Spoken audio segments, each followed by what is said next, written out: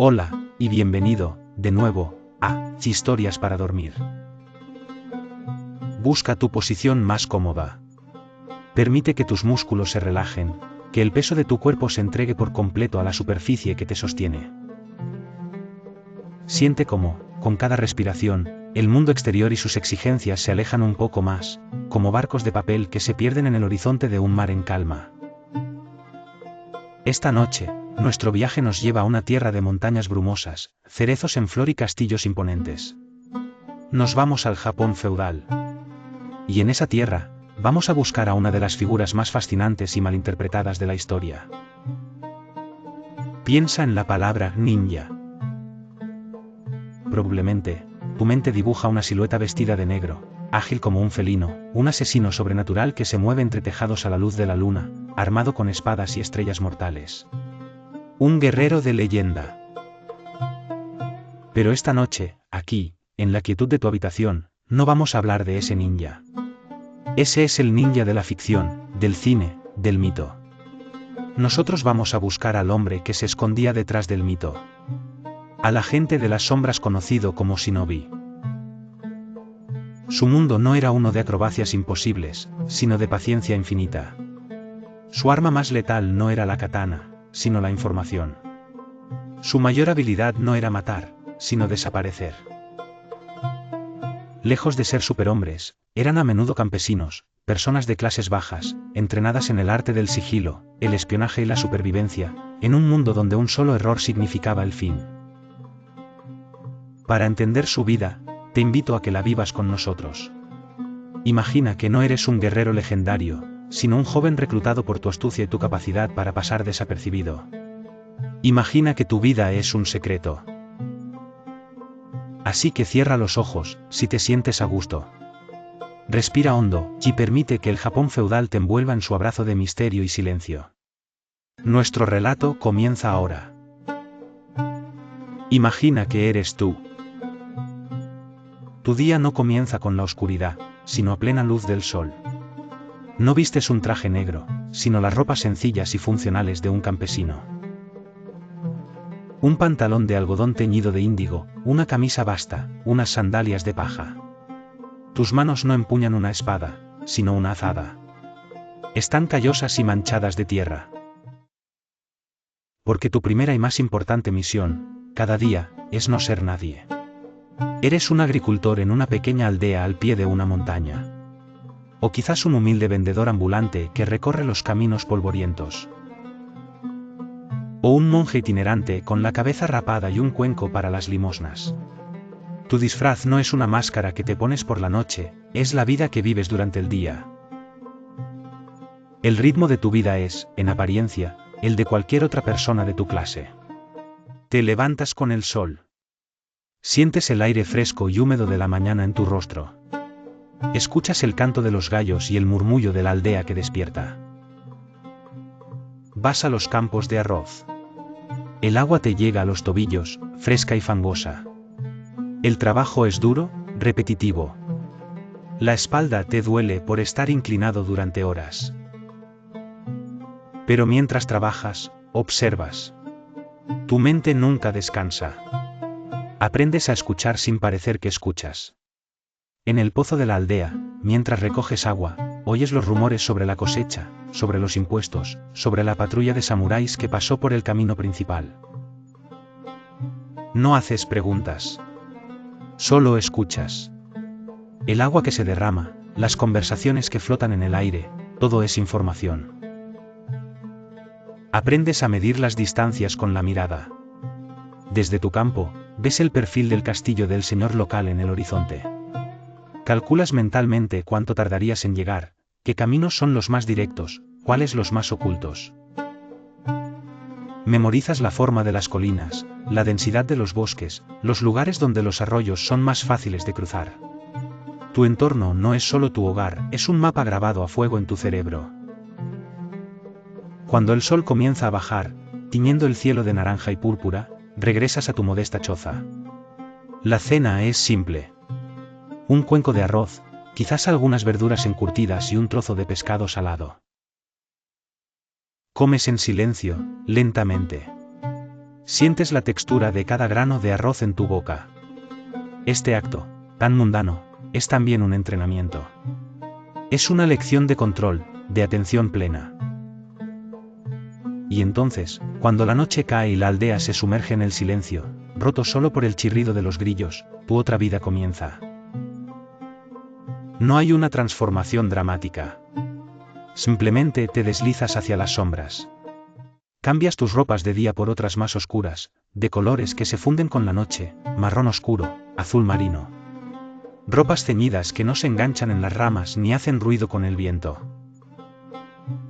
Tu entrenamiento no se realiza en un dojo ornamentado, sino en un granero abandonado, o en un claro escondido en lo profundo del bosque. Tu maestro no es un hombre ostentoso, sino un anciano que podría pasar por cualquier abuelo de la aldea. Pero sus ojos son afilados, y sus movimientos, económicos y precisos. Esta noche, el entrenamiento es sobre el silencio. Una fina capa de arroz seco cubre el suelo de madera del granero. Tu tarea es cruzar de un lado a otro sin que un solo grano cruja bajo tus pies. No se trata de la fuerza de tus piernas, sino del control de tu cuerpo entero. Cada paso es una meditación. Sientes tu peso, cómo se transfiere desde el talón hasta la punta de los dedos. Tu respiración debe ser tan suave y silenciosa como el movimiento de una nube. Fracasas una y otra vez. El sonido del arroz al romperse es como un grito en la quietud. Pero con cada fracaso, aprendes. Aprendes a ser más ligero, a fundirte con el suelo. Otras noches, el entrenamiento es sobre la paciencia. Te llevan a un lindero del bosque desde donde se ve un único árbol en un campo.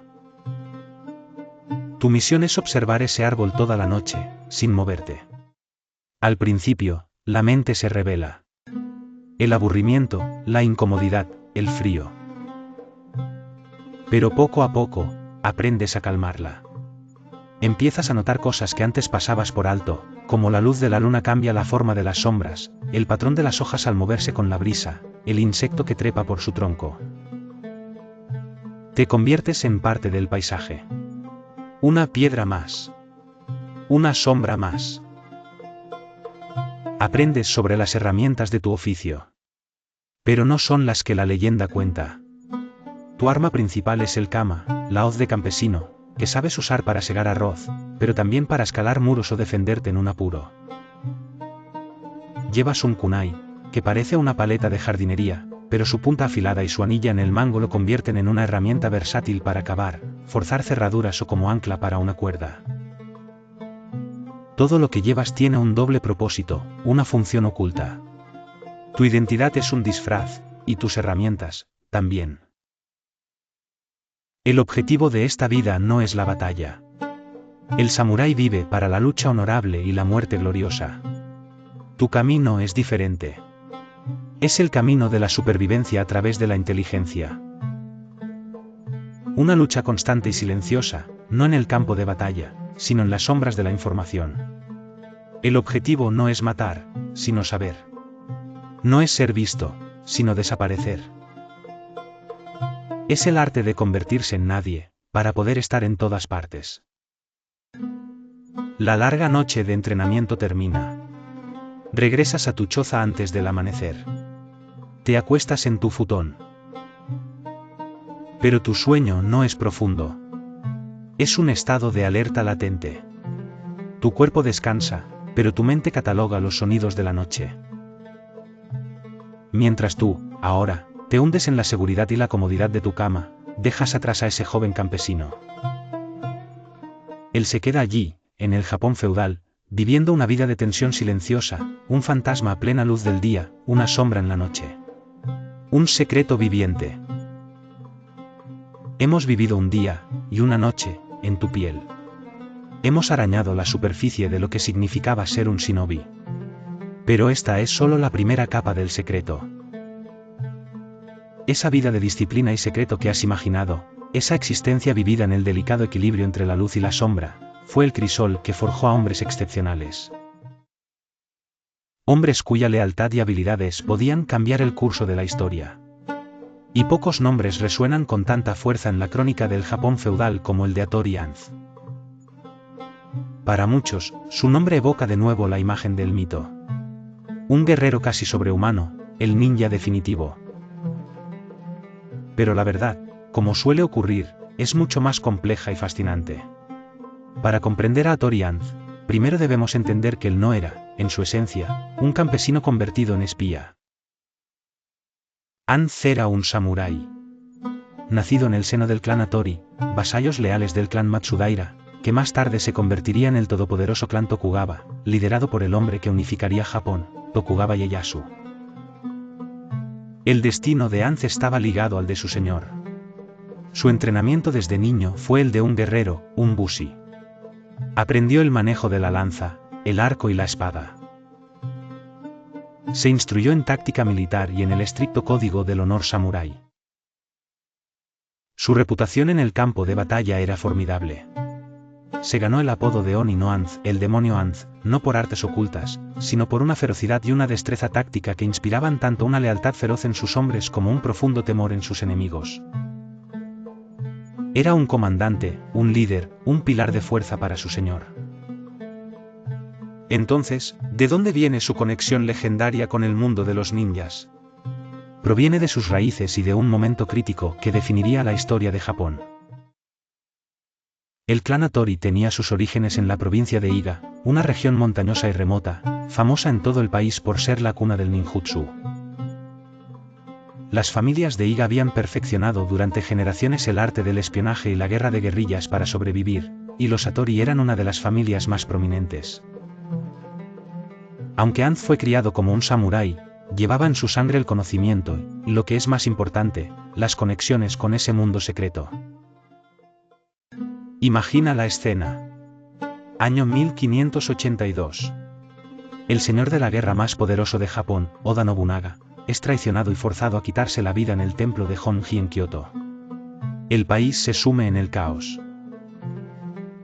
El aliado más cercano de Nobunaga, Tokugawa Ieyasu, se encuentra de visita en una ciudad portuaria, muy lejos de sus tierras y con solo un puñado de hombres. El asesino de Nobunaga, el general Akechi Mitsuhide, ha dado órdenes de cazar y eliminar a Ieyasu para consolidar su poder. Ieyasu está atrapado. Su ruta de regreso a sus dominios está cortada por territorios enemigos. Es un hombre sentenciado. Sus consejeros, presas del pánico, le sugieren el suicidio ritual, el seppuku, para morir con honor antes que caer en manos del traidor. Pero en esa reunión desesperada, una voz se alza con calma y autoridad. Es la de Hattori Anz. Él propone un plan audaz, casi suicida. En lugar de rodear los territorios enemigos, propone atravesarlos por la ruta más peligrosa y directa posible, cruzando las provincias de Iga y Kya, los hogares de los clanes ninja. Anz no confía solo en su espada, sino en su legado. Activa su red de contactos. Se reúne con los líderes de los clanes de Iga, hombres desconfiados y celosos de su independencia. Les habla, no como un samurái dando órdenes, sino como el hijo de su tierra. Les recuerda los lazos que unen a sus familias. Les promete el favor y la protección de su señor, Tokugawa Ieyasu, si le ayudan a cruzar a salvo. Es un acto de diplomacia tan afilado como la mejor de las katanas. Y así comienza la legendaria fuga. Ieyasu y su pequeña comitiva viajan casi exclusivamente de noche. Y aquí, Anz no actúa como el demonio del campo de batalla, sino como un pastor silencioso. Él y los shinobi de Iga y Kya se convierten en los ojos y los oídos de Ieyasu. Imagina esos días y esas noches. El ritmo de sus vidas es el de la supervivencia. Durante el día, se esconden en cuevas o en graneros de aldeas leales, en un silencio tenso, escuchando el paso de las patrullas enemigas. Por la noche, se mueven. Los hombres que guían a Ieyasu se mueven con la misma pericia que tú imaginaste, fundiéndose con el bosque, leyendo el terreno como un pergamino abierto. Conocen cada sendero oculto, cada arroyo vadeable. Son fantasmas que guían a su futuro señor a través de la oscuridad. Anz, con su imponente presencia de samurái, es la garantía de que este pacto entre mundos, el del guerrero y el del espía, se mantendrá. La travesía es un éxito. Tokugawa Ieyasu llega a sus tierras, sano y salvo. Ha sobrevivido para, eventualmente, convertirse en el Sun y unificar Japón, dando inicio a un periodo de paz de más de 250 años. Y nunca olvidará quién lo hizo posible. Aquel acto de lealtad y estrategia convirtió a Hattori Hanzo en una leyenda. Él y sus 200 hombres de Iga se convirtieron en la guardia personal del Sun en el nuevo castillo de Edo, la ciudad que hoy conocemos como Tokio. Si algún día visitas el Palacio Imperial de Tokio, verás que una de sus puertas principales todavía se llama la Hanzmon, la Puerta de Hanz, nombrada en honor al hombre que guardó esa entrada hace más de 400 años. Hattori Hanzo no murió en una misión secreta ni se desvaneció en las sombras. Murió a los 55 años, como un respetado samurái y un fiel servidor de su señor. Su legado no fue el de un asesino, sino el de un estratega brillante. Un hombre que supo tender un puente entre el mundo del honor del samurái y el mundo del sigilo del shinobi, y usar ambos para cambiar el destino de una nación. El demonio Hanzo, el maestro de espías, finalmente encontró su descanso. Pero los secretos que él comandaba, las artes del engaño y la supervivencia que sus hombres practicaban, esos pervivieron, escritos en tinta invisible y forjados en acero oculto. Hemos conocido al hombre detrás de la leyenda. Ahora, quizás, es momento de conocer las herramientas que hacían posible su arte. La leyenda de Hattori Hanzo se forjó con lealtad y estrategia. Pero la eficacia de sus hombres, y de todos los clanes shinobi que operaban en las sombras del Japón feudal, no dependía solo de su valor o de su disciplina. Dependía de un conocimiento ancestral, un arsenal de ingenio y engaño transmitido en secreto, de generación en generación. Ahora, te invito a explorar ese arsenal. Pero no imagines una armería llena de espadas relucientes.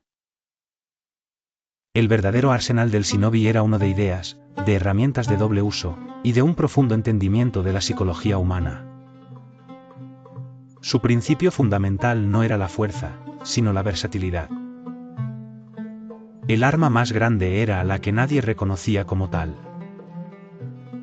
Comencemos con las herramientas de infiltración, el arte de llegar a donde nadie más podía.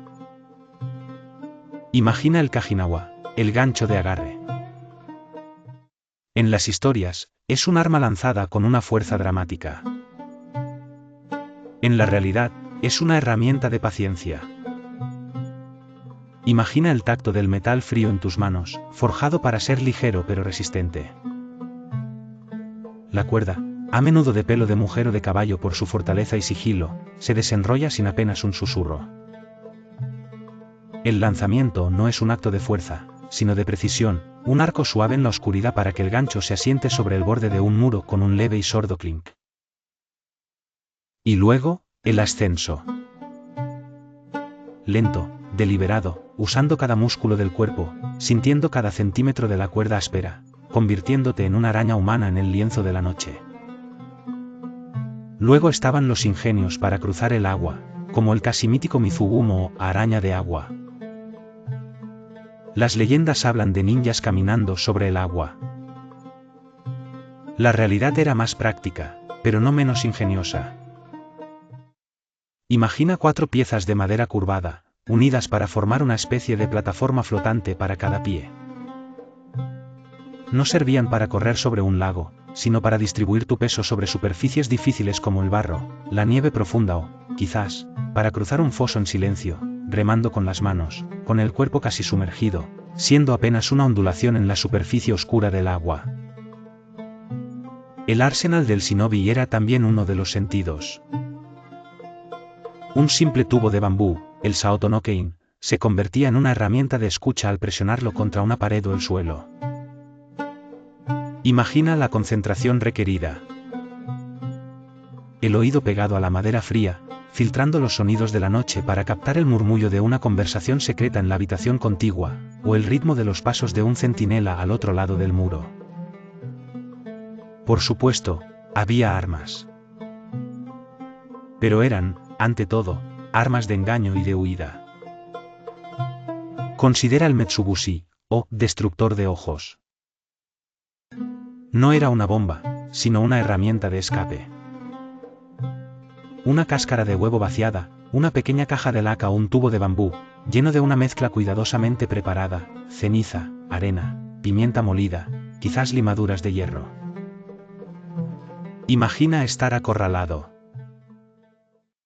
Imagina desenrollar uno de estos pergaminos en la seguridad de un refugio oculto. El papel es frágil, el olor a tinta y a tiempo impregna el aire. Lo que lees no son hechizos mágicos, sino un compendio de conocimiento práctico. Hay capítulos sobre filosofía, la importancia de la armonía, de conocerse a uno mismo y al enemigo, de usar la astucia antes que la fuerza. Hay recetas para crear humo de colores, para fabricar tinta invisible con la que escribir mensajes secretos, para preparar medicinas o venenos con las hierbas que crecen en la montaña. Hay lecciones de psicología, como adoptar disfraces convincentes, como manipular las expectativas de la gente, como detectar una mentira en la voz de un hombre. Hay secciones sobre meteorología y geografía, como predecir el tiempo observando las nubes, como usar la niebla o la lluvia como un aliado, mapas detallados de las tierras de los señores rivales. Este pergamino es una enciclopedia del engaño, un manual de supervivencia para el agente secreto. Este conocimiento era el recurso más preciado de un clan. Se guardaba con un celo extremo, a menudo se memorizaba para no dejar rastro físico, y se transmitía de maestro a discípulo en la más estricta confidencialidad. Estas herramientas y este conocimiento conformaban un poder silencioso. Un poder que no servía a sí mismo, sino que se ponía al servicio de otros. Señores de la guerra, daimis, hombres poderosos que codiciaban este arte secreto, aunque a menudo despreciaran a quienes lo practicaban, viéndolos como un medio necesario, pero indigno. Hemos explorado el arsenal de la sombra. Ahora, nos queda conocer a los hombres que lo encargaban. Hemos sentido en nuestra piel la vida del shinobi, hemos seguido los pasos de su más grande líder y hemos explorado el ingenio de sus herramientas secretas. Pero todas estas vidas, todas estas artes, existían con un propósito: servir. Servir a hombres cuyo mundo era el opuesto diametral al suyo. El shinobi se movía en un universo de sombras, tierra y silencio. Su empleador, el daimyo señor feudal, vivía en un universo de seda, poder y ceremonia. Dos mundos que se necesitaban mutuamente en la turbulenta época de los estados en guerra, pero que rara vez se entendían. Imagina ahora que traspasas las murallas de un castillo japonés. Dejas atrás el barro y el bosque, y entras en un espacio de una belleza austera y abrumadora. El suelo es de madera de ciprés, tan pulido que refleja la luz como un estanque en calma. Paneles de papel de arroz, decorados con delicadas pinturas de bambú o grullas, se deslizan sin ruido para revelar estancias vacías y serenas. El único mobiliario es quizás un rollo de caligrafía colgado en la pared o un arreglo floral perfecto. El aire huele a incienso y a madera vieja. El único sonido es el roce de la seda y el eco de unos pasos medidos. Este es el mundo del daimi. Un mundo regido por un código de honor estricto, el bushid. Un mundo donde la apariencia, el linaje y el ritual lo son todo. La vida aquí es un teatro. Cada gesto está calculado, cada palabra tiene un peso. La guerra, para ellos, era un asunto de honor, de batallas campales donde los ejércitos de samuráis se enfrentaban cara a cara. Entonces, ¿por qué un hombre tan atado al honor y a la ceremonia recurriría a las artes deshonrosas del shinobi? La respuesta es simple: por necesidad. La época de los estados en guerra fue un juego brutal por la supervivencia. Y mientras la fachada era de honor, la realidad era de una pragmática y despiadada realpolitik. Un daimi necesitaba saber qué planeaba su vecino. Necesitaba conocer la disposición de sus tropas, la lealtad de sus generales, la cantidad de arroz en sus almacenes. Necesitaba sembrar la discordia, obtener mapas, sabotear suministros. Tareas que un samurái, por su código, no podía realizar. ¿Ahí entraba el ninja? Imagina una reunión secreta. No se celebra en el gran salón del trono, sino en una pequeña casa en los jardines del castillo, o en una cámara privada al amparo de la noche. El daimyo, quizás acompañado solo por su consejero de más confianza, se reúne con el líder o un representante de un clan shinobi. La conversación es un baile de indirectas y eufemismos. No se pide un asesinato, sino que se elimine un obstáculo. No se solicita espionaje, sino que se obtenga una mejor comprensión de la situación. Para el daimyo, el shinobi era una herramienta. Una herramienta increíblemente eficaz, pero en última instancia, sucia y desechable. Un señor jamás se jactaría de usar ninjas. Era su secreto vergonzoso, una mancha necesaria en el tapiz de su honor. Y como sabía que él los usaba, daba por sentado que sus rivales también lo hacían. Esto creaba una atmósfera de paranoia constante en los castillos. ¿Quién era ese nuevo jardinero tan silencioso? ¿Esa sirviente que parece estar siempre donde no la llaman? ¿Ese monje itinerante que pide limosna en las puertas? Cualquiera podía ser un espía. Y aquí yace la mayor tragedia de los clanes ninja. Su éxito era su mayor peligro. Imagina un escenario. Un daimyo contrata a un clan de Iga para que le ayude a tomar un castillo clave. Los shinobi cumplen su misión a la perfección. Se infiltran, queman los graneros, abren una puerta trasera en mitad de la noche y siembran el pánico. El ejército del daimyo ataca y la victoria es rápida y total. El daimyo ha ganado. Pero ahora tiene un nuevo problema. El clan ninja que lo ha ayudado conoce sus secretos.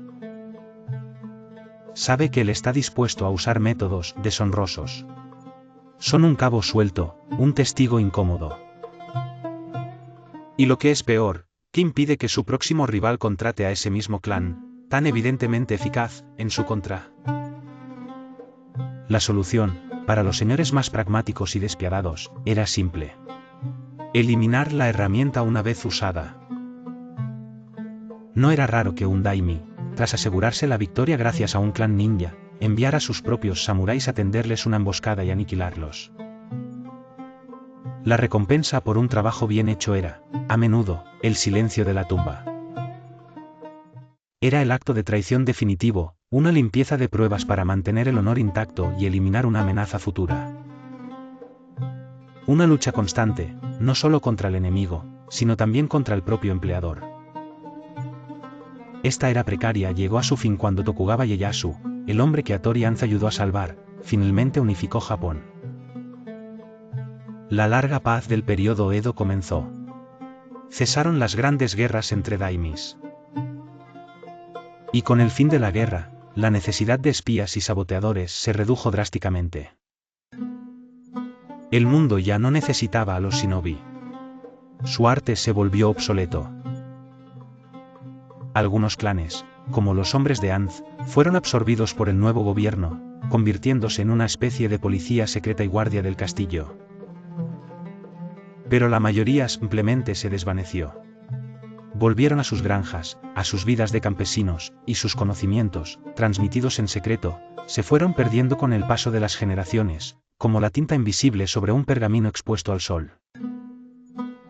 Se convirtieron en víctimas de la misma paz que, irónicamente, sus artes habían ayudado a construir.